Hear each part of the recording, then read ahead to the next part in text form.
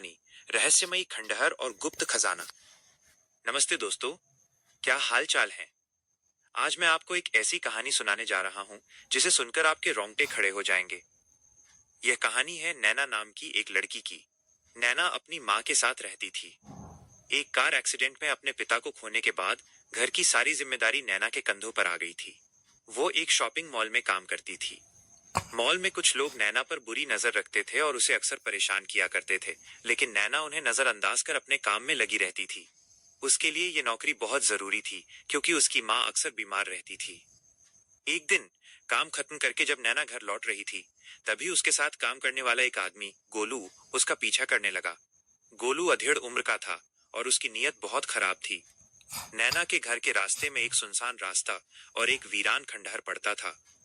नैना को अकेला देखकर गोलू ने उसे पकड़ लिया और जबरदस्ती खींचते हुए उस वीरान खंडहर की तरफ ले गया। उसने नैना के साथ बदतमीजी करने की कोशिश की और उसके कपड़े तक फाड़ दिए।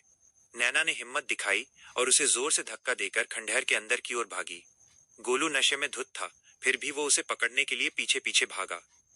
खंडहर के अंदर पहुंचते ही नैना को एक अजीब सी बेचैनी महसूस होने लगी। वहां अजीब अजीब आवाजें आ रही थीं। कहीं चमगादड़ फड़फड़ा रहे थे तो कहीं बिल्लियों के रोने की आवाजें आ रही थीं। तभी पीछे से गोलू के आने की आहट सुनकर नैना घबरा गई और सीढ़ियों से ऊपर एक कमरे में जा पहुंची। वो कमरा खंडहर होने के बावजूद बहुत साफ सुथरा था, जैसे वहां कोई रहता हो।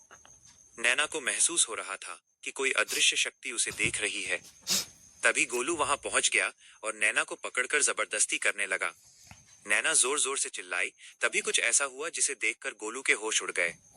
एक अदृश्य शक्ति ने गोलू को पीछे की तरफ खींचना शुरू कर दिया। गोलू कुछ समझ नहीं पा रहा था। वो बार बार नैना को पकड़ने की कोशिश करता, लेकिन वो शक्ति उसे पीछे धकेल देती।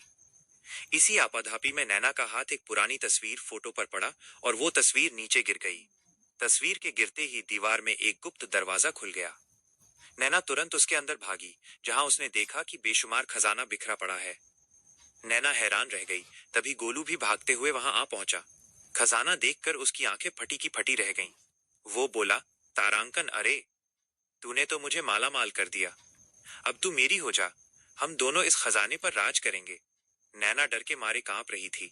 उसने कहा, मुझे कुछ नहीं चाहिए, मुझे जाने दो। लेकिन गोलू खजाने के लालच में अंधा हो चुका था।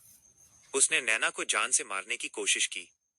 तभी वहां वही अदृश्य शक्ति दोबारा प्रकट हुई।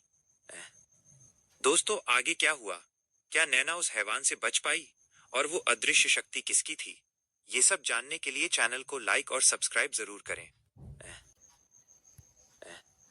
कहानी